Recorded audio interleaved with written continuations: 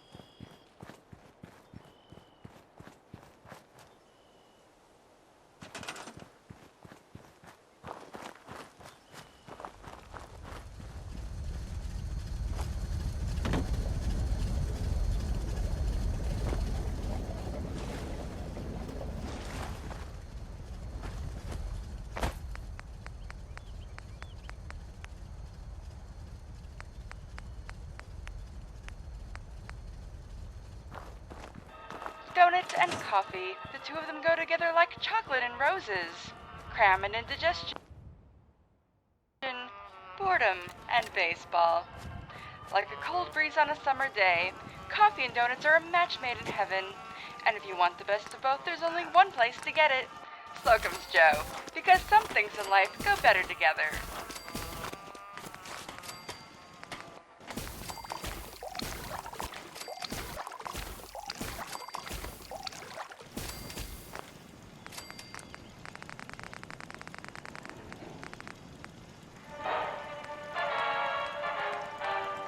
Extra, extra! Read all about it.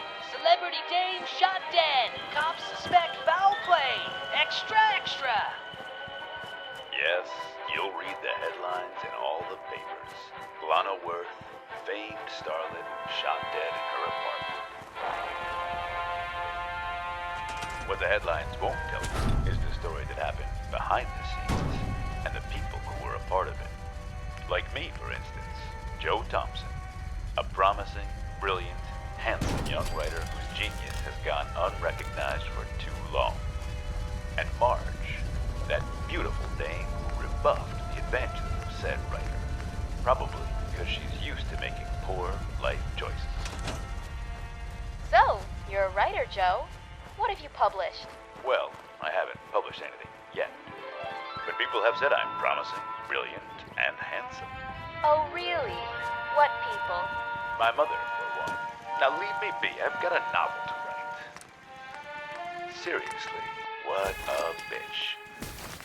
But this story isn't about that. Oh, it was originally. But it all changed when I got writer's block and decided to ask my agent for help. That agent referred me to the one and only Lana Worth. Actress, writer, iconoclast. It was Lana who helped turn this romance novel into a crime story for the ages. I really love this story, you know. It's so honest. The only part I don't understand is the ending. What's wrong with the ending? Well, it's clear Marge and the protagonist have no chemistry at all. So it's a bit odd that she chooses him over the other suitor. Liar. Marge loves me, goddammit, and I'll kill you for saying otherwise. Did I just give away the ending to the movie? Maybe. I said I was a promising writer, not a good one. But you'll have to see it to find out. Coming to a theater near you, The Boulevard, an OEI motion picture production.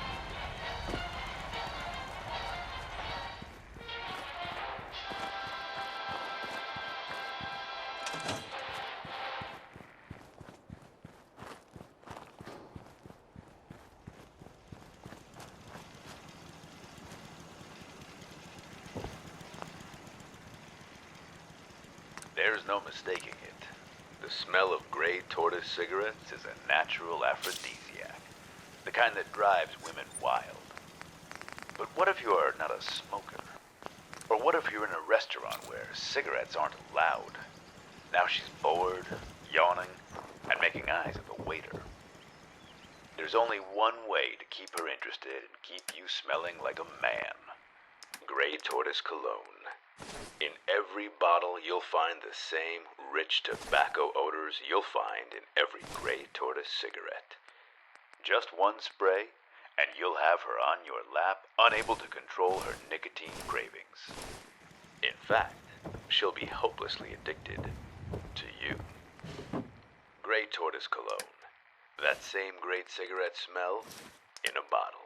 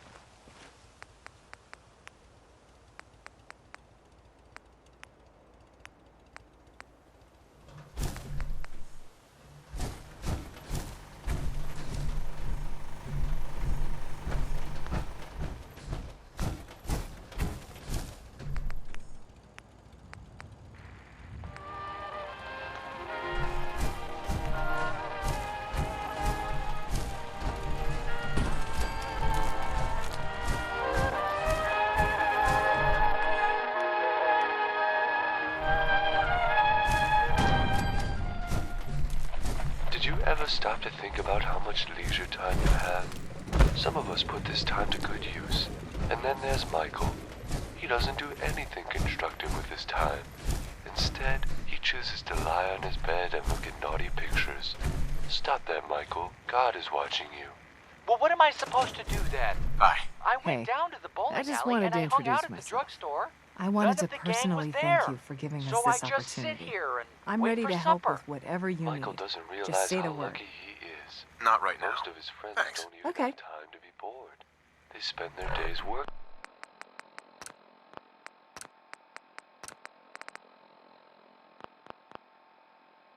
Whether it's at home or on the job. Even those who don't have jobs find something productive to do. Dave, for instance, spends his day at the park identifying birds. It's a pleasant way to pass time and helps him remain abstinent by making him unattractive to his fellow classmates. Here's Mei Ying, who spends her leisure time learning how to sew. That's something she'll be glad she did when she's older, working in a sweatshop in her native China. And right now she gets a big kick out of it. And lastly, here's John, who spends his time playing the piano. He's getting a lot of pleasure from his own accomplishment, the lasting kind you don't get from your pin-up girls. So that's what they're all doing. No wonder I couldn't find him. I guess I should figure out something to do with my time. But how do I know I'm using that time well? It's always good to start with something that interests you, as well as things you have a talent for. You know what? I'm really good at drawing. What if I worked on my sketches? That's a start. And what if I drew them naked? Then I wouldn't need to spend money on those magazines. That is not what I meant, Michael. Thanks, mister. You've been a real help. I'll get my pencil and start right away. Sure. And maybe someday, I might even make a business out of it. Well, what about it? Will his hobby give Michael a chance to change? Can he learn while doing it and perhaps prepare himself for better living? And what goals do you have for your leisure time? Will you let time slip away from you, or will you use it well?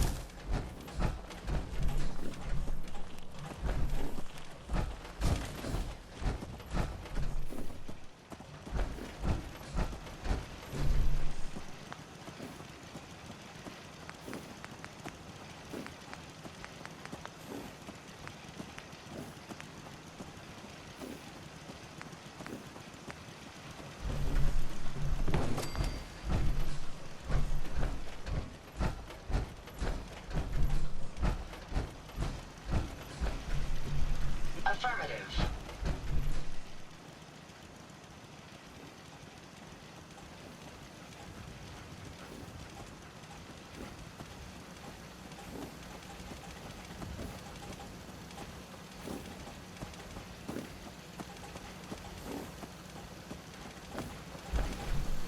Certainly.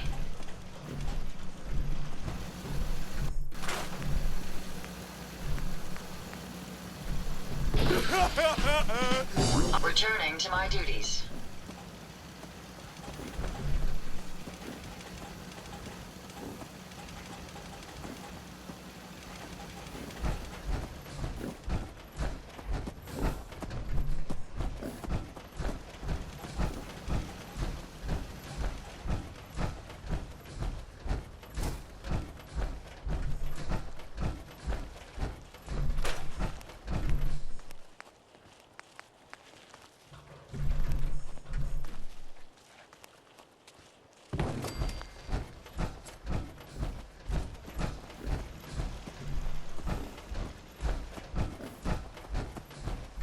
New work assignment confirmed.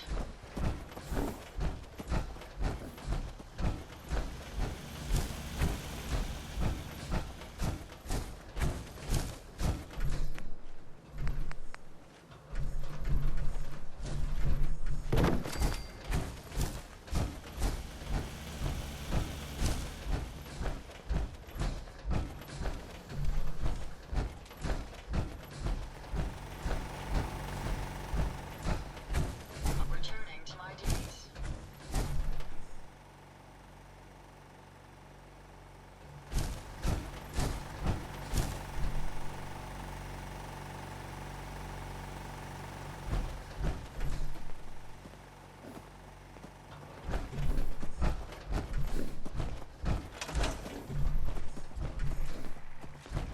Are you suffering from debt and financial trouble?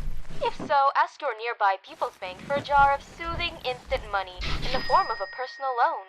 Just apply the money directly to the problem area, whether it's your mortgage, the electric bill, or the hole in your wallet, for instant Find relief anything from useful? stress, headaches, Crops and been crippling growing poverty. pretty good lately. Yes. I wanna that's trade a few things. M-O-N-E-Y. And the best place to find it is at the People's Bank, the leading savings and loan institution in the continental United States.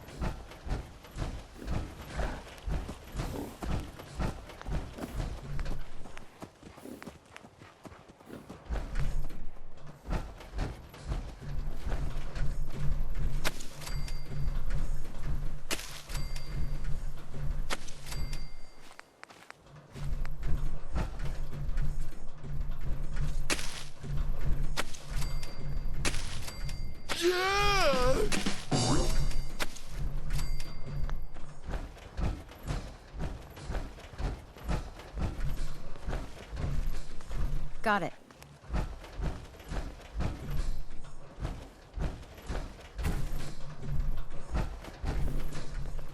Got it.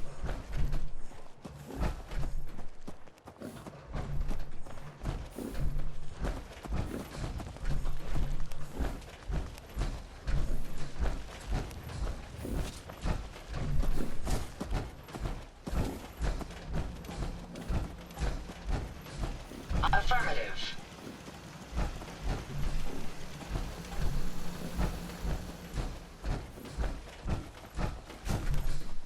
New work assignment confirmed.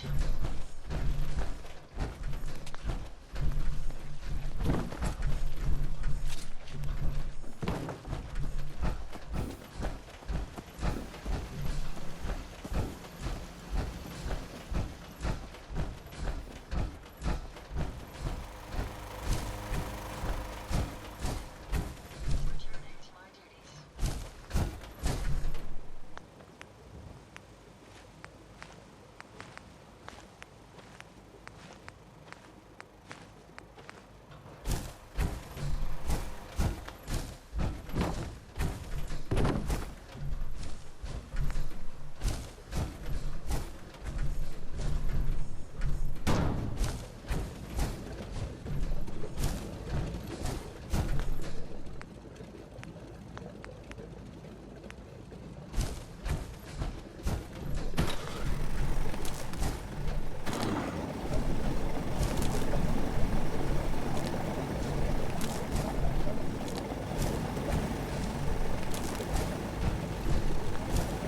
They say the best cigars come from Cuba. But do you know who else smoked Cuban cigars? Joseph Stalin, Fidel Castro, and Benedict Arnold. Which means Cuban cigars are the preferred choice of communists and traitors. But if you want a great cigar that's made in America, there's only one brand that does the job. San Francisco Sunlights. Light up a cigar. Light up your life.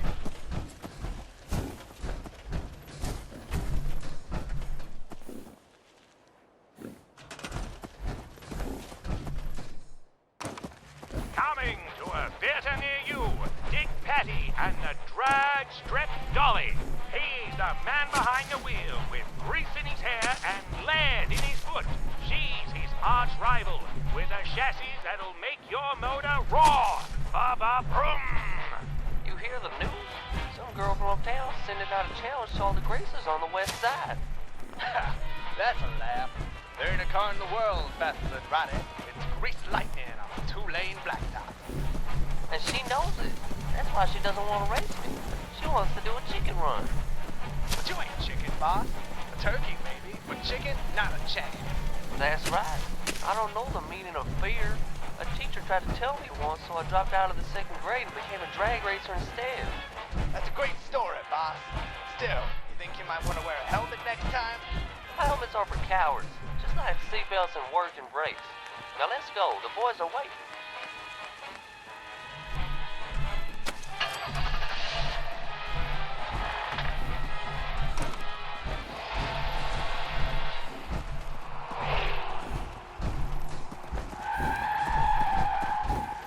What happened there, boss? You lose your nerve? No, Okay. it wasn't that. Then what happened? I was driving ahead, pedal to the metal. Then I made the mistake of looking up, and that's when our eyes met. She was the bee's knees, a real drag strip dolly. I knew right then I couldn't let anything happen to her, so I swerved out of the way. Really, Dick? You know what they're saying up there, right? They're saying you're chicken.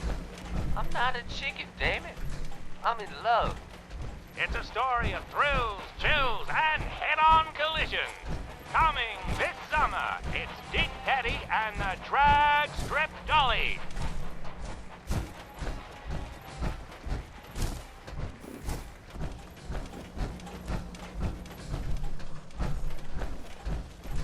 In the afternoon, when things slow down, when you're wondering what to do. Let's go!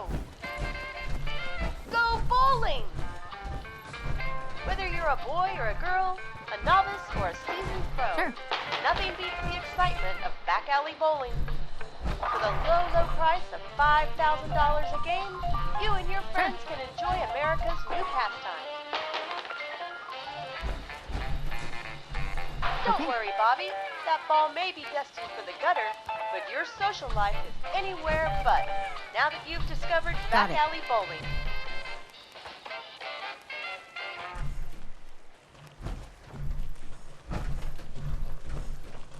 Sure.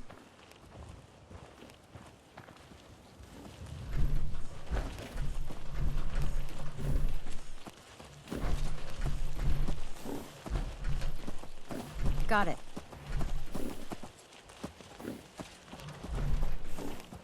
Okay.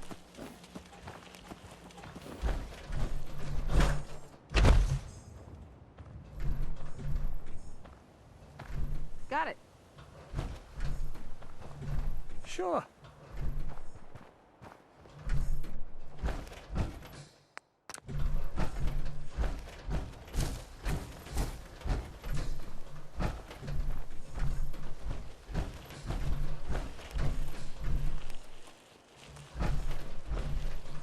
Okay.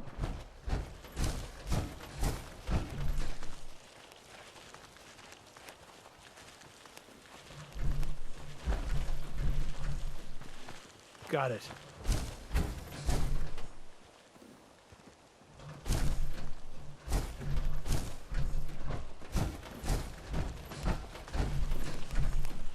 Sure.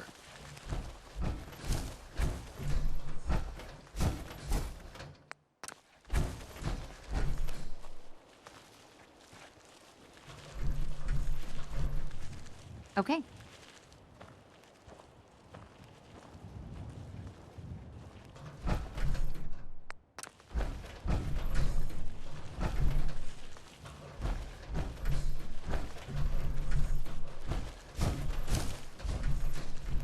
Got it.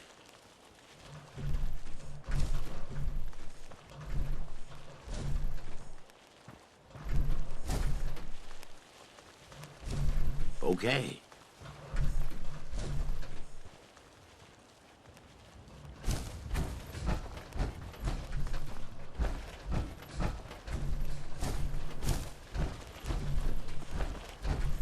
Sure.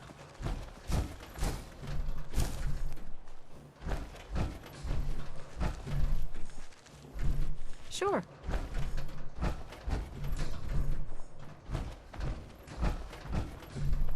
Okay.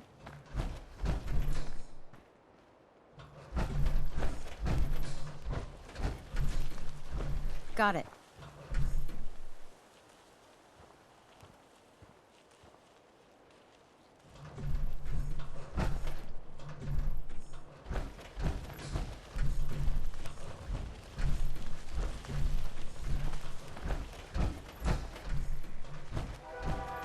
This is what a marriage looks like at the beginning.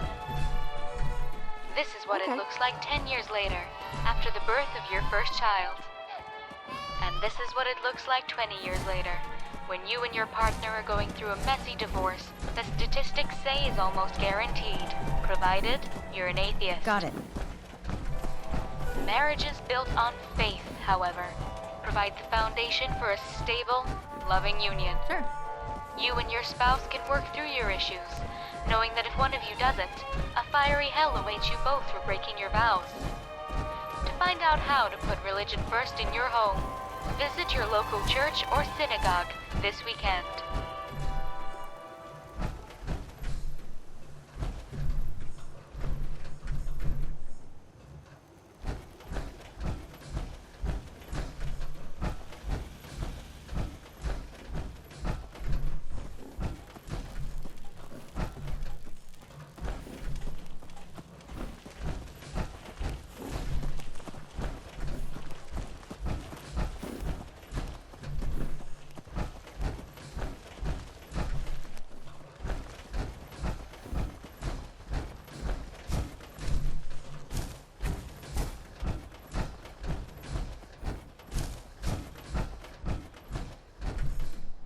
Sure.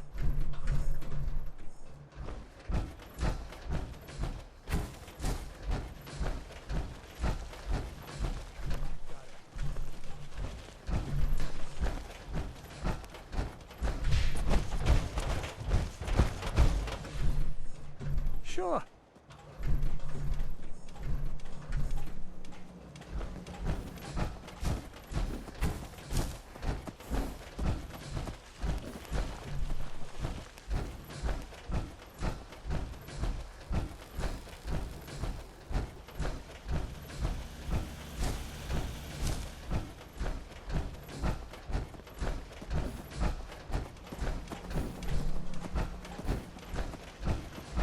New work assignment confirmed.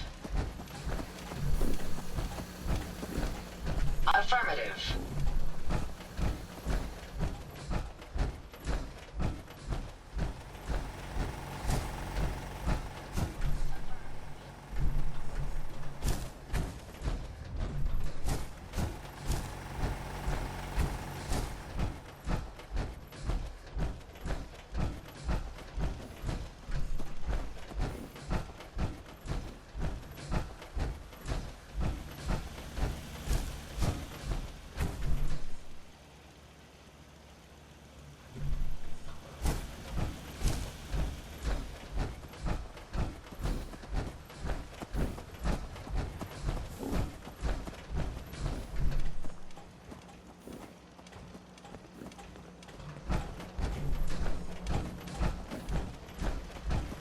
New work assignment confirmed. Returning to my duties.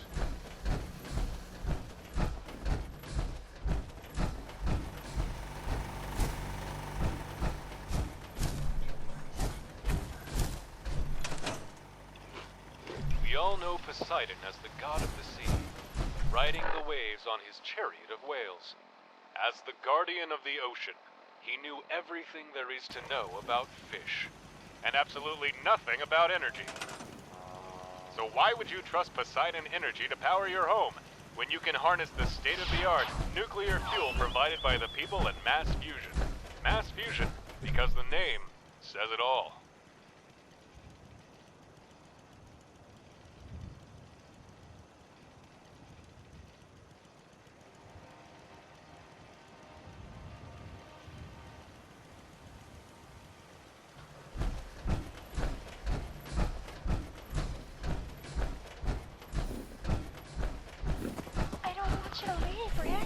Look, Affirmative. Mary, I'm a bartender. You know damn well it means I have to work nights. But you I'm heard the returning news to my reports? They're calling him the duties. Boston Butcher, and he's already killed a half dozen women all over Lexington. We don't know that for sure. The Bugle's just trying to stir things up to sell papers. And the way you're acting, I'd say it's working. Please, Rick, stay with me. It'll just be for tonight. That's what you said last night. And the night before. I've already used up all my sick days. Do you want me to lose my job too? Okay. All right, but promise you'll come home as soon as your shift is over. Jesus, Mary, I'll be home when the work's done, not a moment sooner. Sure.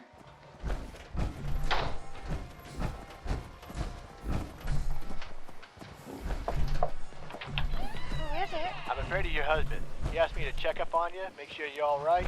Oh, that was nice of him. I have to admit, I'm a bit of a wreck. Do you work at the bar? That's right, Fred Sampson. Your husband probably mentioned me before. He doesn't like to talk about work. Yeah, that's funny. I can't get him to shut up. It's part of the reason I volunteered to check on you. He said you were frightened by that whole business in the papers. Are you talking about the butcher? Sure. But I'm afraid I haven't been following it as closely as you have. Got it. What do you know about him? It's all in today's issue of the Bugle. Go on, read it. Wow.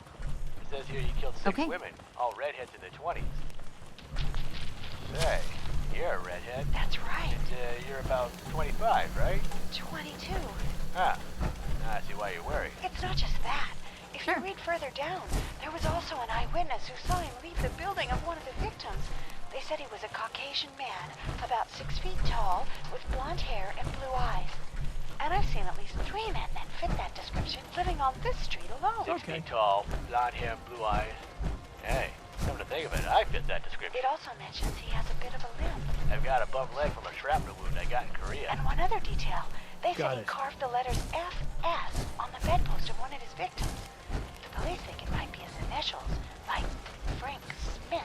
For Fred Sampson. One of the detectives said there was no forced entry, Got which it. means he probably entered the homes pretending to be a friend or a relative, or a spouse's co-worker. Sort of like the way you and Rick know each other. Hold Okay. on. You don't think people are gonna say I'm the butcher, do you? You? But why? You're Fred Sampson, Rick's friend from work. And your landlord saw me come up to this room. He could be calling the police right now. Now, why would he do that? Fred, what's the matter? I think I'd better go. Wait, you can't leave. What if the butcher comes? What if he's here in this building? Let go of my arm, No, lady. you mustn't go. Please. Sure. Did you hear? They found the butcher. Really? Where? Hanged himself over at the Roadside Pines Motel. The police chased him down there from Got one of the buildings nearby. In the end, I guess the guy figured it was best to take the easy way out. Well, I'm glad that's over. To think, I was actually worried he'd come after me next. I mean, there's thousands of women in the city. The chances of it happening were slim to none. That's what I was saying from the start. I told you from the beginning you had nothing to worry about. But you had to get all hysterical, just like all the other dames. You're right. I'm such a foolish girl. Well, don't be so hard on yourself. You did one thing right. You married me. That I did. Oh, and by the way, remind me to thank your coworker, Fred, for coming over the other night. He really helped me deal with the anxiety. Fred? I don't know anyone named Fred. Okay.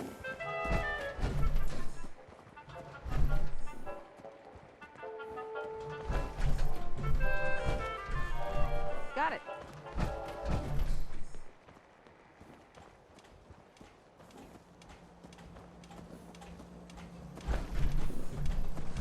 Sure.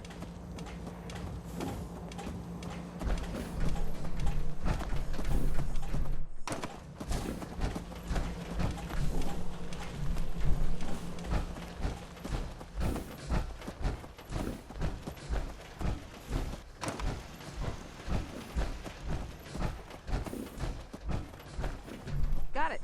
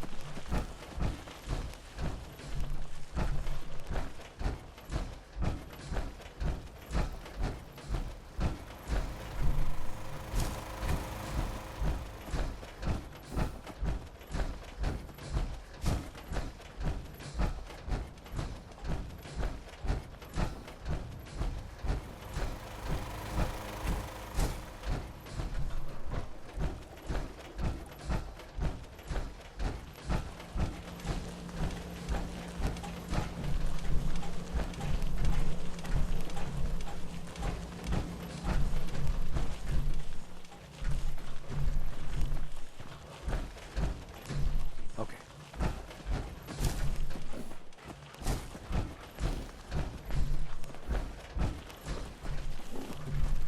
Got it.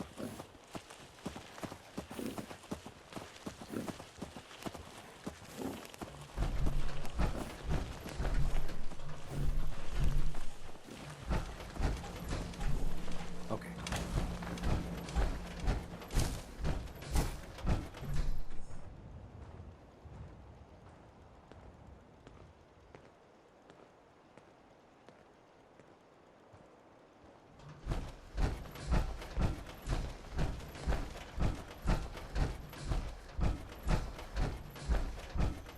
Sure.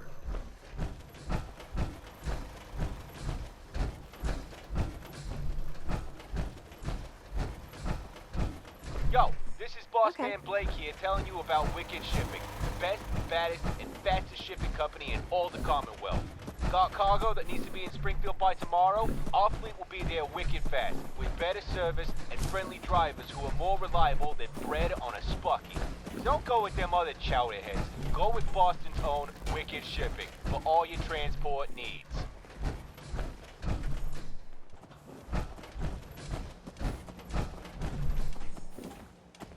Sure.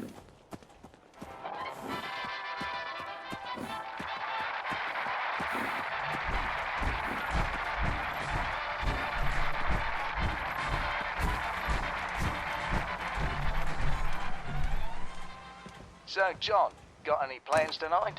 None that involve you. Why not? We could catch a movie. No offense, but going to the movies with you is like watching paint dry. That doesn't make any sense. Going to a movie isn't like watching anything but the movie. Makes perfect sense. I go to a movie, you sit next to me, and now I'm bored. What if I randomly sat next to you? How would you even know I was there? How else could there be paint on the screen? Nothing but drying paint. And as soon as I saw the paint, I say to myself, gee, I bet I know who that is sitting next to me. Why, it's my old pal Jeffrey. But have you ever seen paint dry? It's not as dull as you think. Of course it is. Paint. It dries, end of story. Well, let me ask you this. Which part dries first? The top or the bottom? Huh. Now that's a good question. I guess I don't know. So you admit it's kind of interesting. Maybe. What's your point? My point is, stop being an insufferable arse and let's go watch a movie.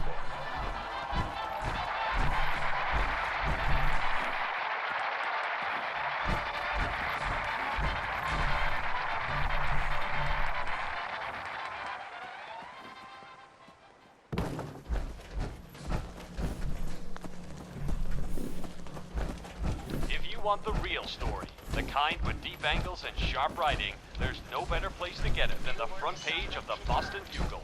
For just $25 an issue, you'll get the kind of hard-nosed investigative journalism you won't find anywhere else. That's because our reporters are on the street, getting their notepads dirty while the anchormen on television are fixing their makeup. That's right, even the men. Read award-winning columns by Buster Connolly, Mags Ficcio, and Tim Stahl. They've won Pulitzer Prizes, regional prizes, and the prize for Best in Show for journalism. That's the Boston Bugle, the most reliable in all the Commonwealth. Buy a subscription today.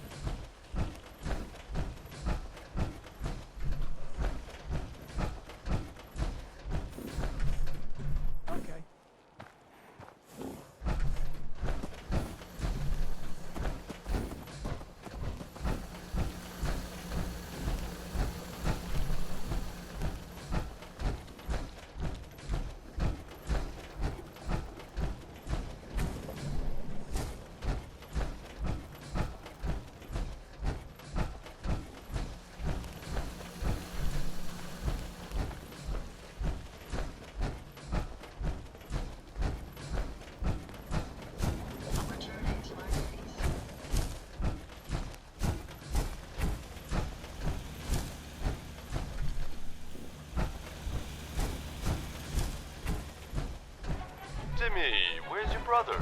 He was supposed to be at practice an hour ago. Golly, Coach, if I had to take a guess, he's probably behind the bleachers making whoopee with Molly Gunderson. I suppose it can't be helped. Boys will be boys. I'm a boy. Does that mean I can make whoopee too? Not for another couple of years, I'm afraid. But how will I know when it's my time to go behind the bleachers? Oh, you'll know. Believe me. You'll start to notice, well, changes to your body, so to speak. Are you talking about my wiener, Coach? As a matter of fact, Timmy, I am. See, when you reach adolescence, certain parts of you will grow and mature, that included. Well, what if it doesn't? Well, you can always do like I did and buy yourself a nice big pickup truck to compensate. I'm just a paper boy, Coach. I don't think I can afford a truck. I wouldn't worry about that just yet, Timmy.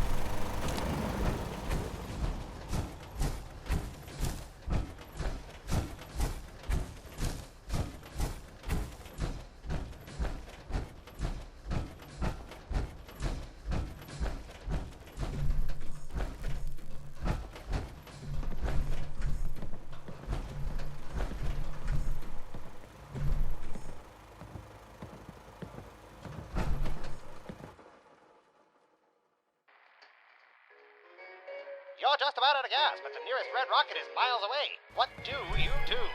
Oh, it makes no difference. Just fill me up with the high-octane gas. It's the same as Red Rocket Premium. Wrong! Don't make the octane mistake. There are 21 megatane ratings that go into every gallon of gas, and Red Rocket rates the highest in 20 of 21 categories not tainted by European metrics. And the higher your megatane rating, the better your motor will run. Sure, you won't notice the difference, but your car will feel younger, last longer, and have enough energy to keep you warm on those cold winter nights. Hey, Daddy, wanna go for a ride? Red Rocket gasoline, because she's worth it.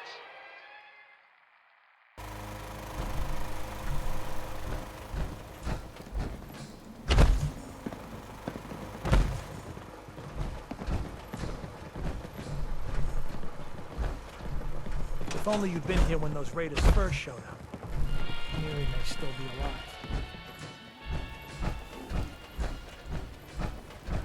Sonny, remember to be home by 6 today. 6? But I thought me and the fellas could go to the bar to watch the game. There will be other games. You don't understand, honey. It's not just any game. It's Yanks Sox. And the winner goes on to the World Series. Not tonight. You know damn well my sister's coming over. Well, why does she have to stay here? There's a perfectly good zoo down the street. Sonny, that's enough. Oh, okay, maybe a zoo's a little too harsh, but what about a motel? There's rats in that motel. Which makes it perfect, given she's part snake. They might even give her the room for free. Sonny, I'm not gonna stand for your insults. You either be home by 6 or you don't come home at all. Why, I didn't know the circus was in town. You must be the bearded lady I've heard so much about. And you must be the pig my sister married. How's life on the farm treating you? Oh, can't complain. Maybe if you had a job like mine, you could afford an apartment of your own. That's a laugh. Don't tell me you're actually proud of this shoddy excuse for a home. It's got character, Jill. And bathroom mirrors. Something your place clearly doesn't have, seeing as you forgot to shave. At least I have an excuse. You, on the other hand, have a bathroom and a sink, and you still haven't figured out how to brush your teeth. And for your information, I live in a high-rise condo. I'd invite you over, but the elevators aren't built to support planets your size. That's it, I've had enough of you. Where's Margaret anyway? What, you send her to hell to pick up the rest of your luggage? I was gonna ask you the same. I wanted to go watch the ballet, but she insisted I babysit you instead. Wait, you don't want to be here either? Of course not. Then where the hell is Margaret? Where's Sonny? He couldn't make it. What's the score? The Yanks are down 2 runs. I didn't know you liked baseball, Margaret. Baseball I like. Pinstripes, not so much.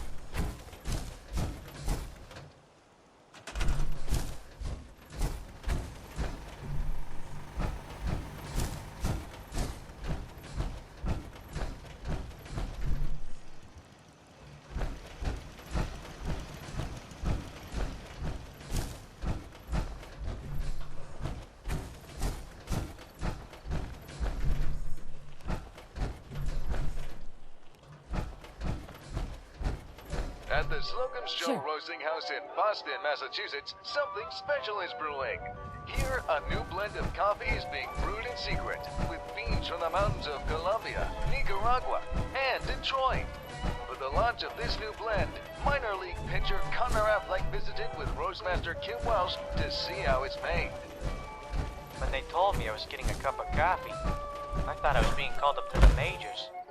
I called my family and they were gonna fly in from Oklahoma. It's been 12 years. 12 long years. And I thought I was finally going to the show.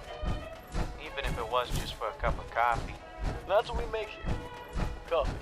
It was supposed to be an analogy. Nope, it's actually coffee. I think I'm gonna cry.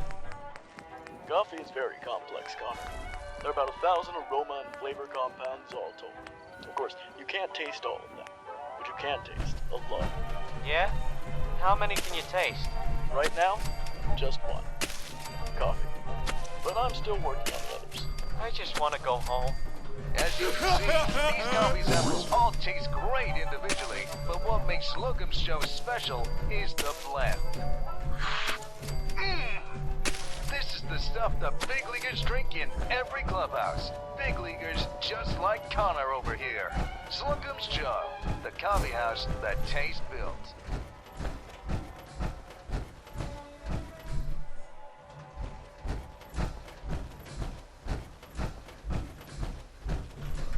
Got it.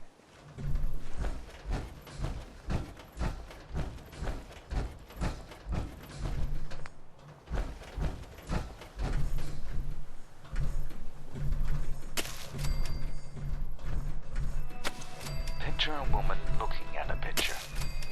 The motion kind. The woman watching is Candace Booker.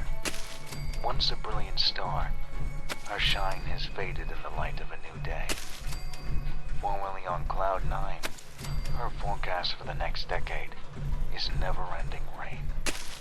Struck down, she finds herself lying in the street, trying desperately to write down the license number of the double-decker bus that ran her over.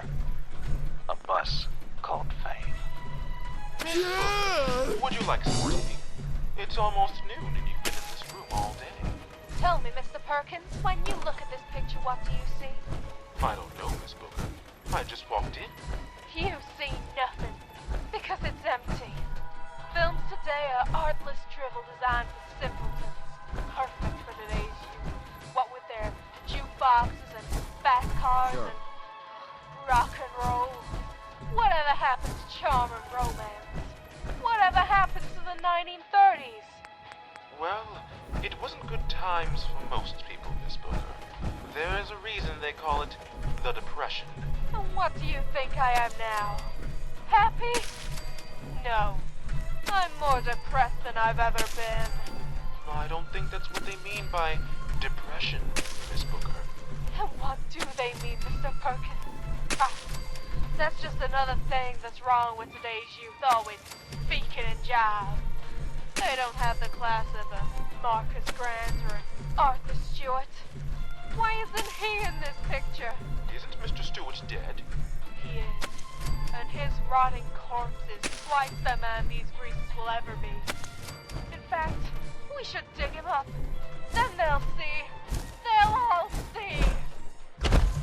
It's the story of two washed-up actors. One living, one dead.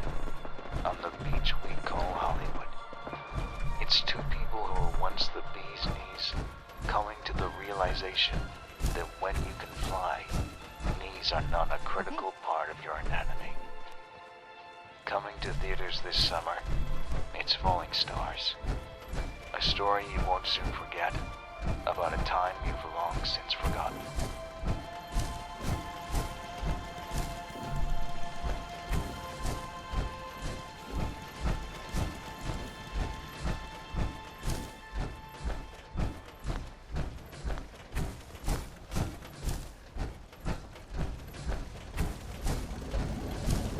They say transfer the job you want, not the one you have. The same is true for your body. Maybe you're unhappy with your physical appearance and feel powerless to change it. Well, good news, listener. Clothes can fix that. Need to lose a few pounds? Vertical stripes can do the work diet and exercise can. Have a bald spot or an oddly shaped forehead? Our stylish fedoras will cover that up nicely. At Balance Department, we offer all this and more. So you can dress for the body you want, and not the one you have.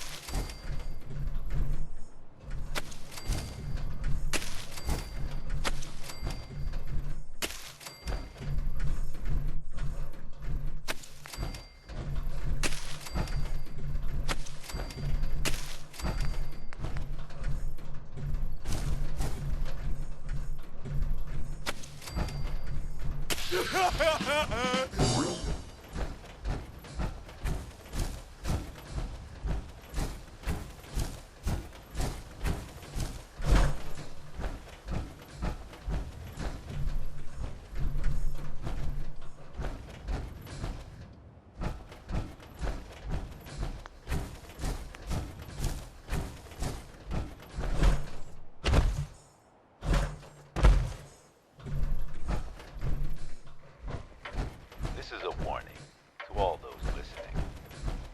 Here on this radio program, we bring you stories of the paranormal and supernatural. We investigate the mysteries veiled in the darkness, knowing full well that that which is unknown cannot be unseen. So we urge you, listener, turn off your radio now. Find another channel. Because once you embark on this tale with us, there's no turning back.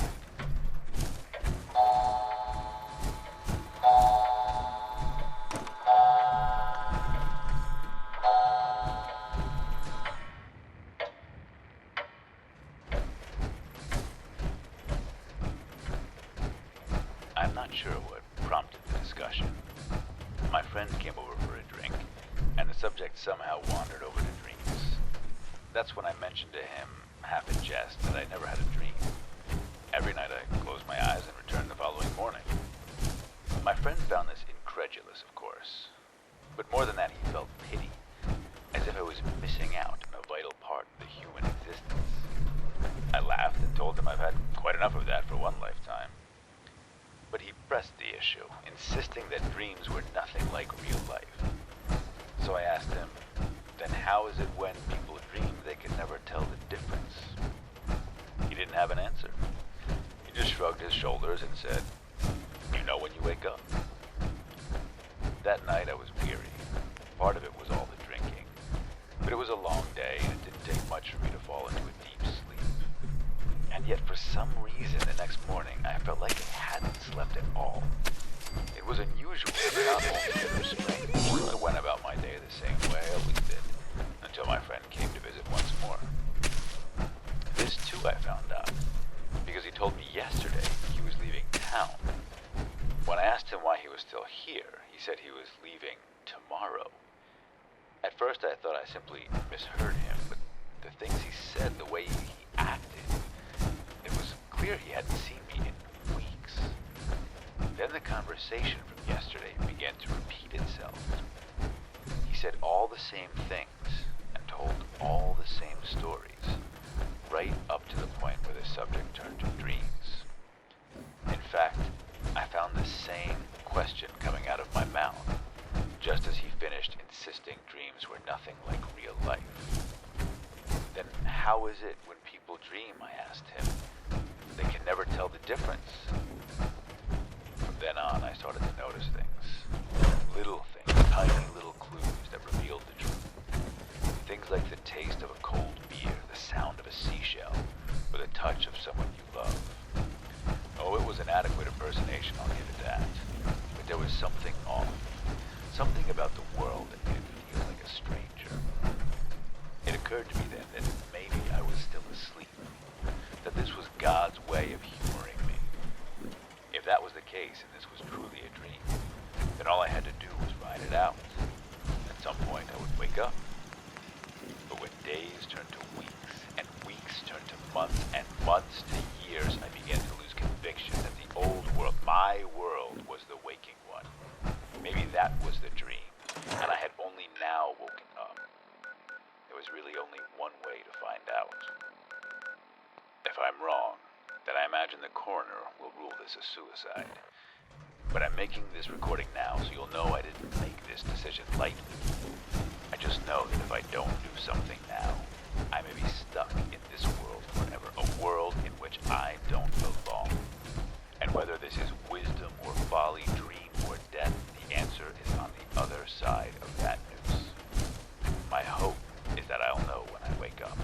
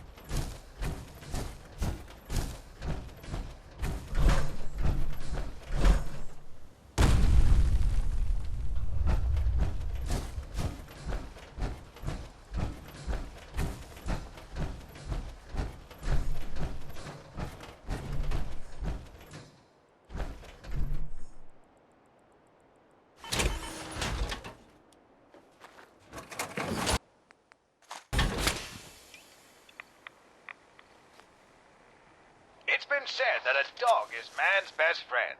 Well, let's re-examine that theory, shall we? Does a best friend leave excrement all over your yard or rub his privates on your leg? Does a best friend demand you feed him, walk him, and throw him sticks, when clearly the only one getting anything out of this relationship is him? No. True friendship is mutually beneficial. A real best friend will tell you a joke when you're feeling down, or bake you a cake on your birthday. He doesn't dirty the floors, he sweeps them. And he greets your arrival with a sharp tongue, not a slobbering one. It's time we ask for more from a friendship.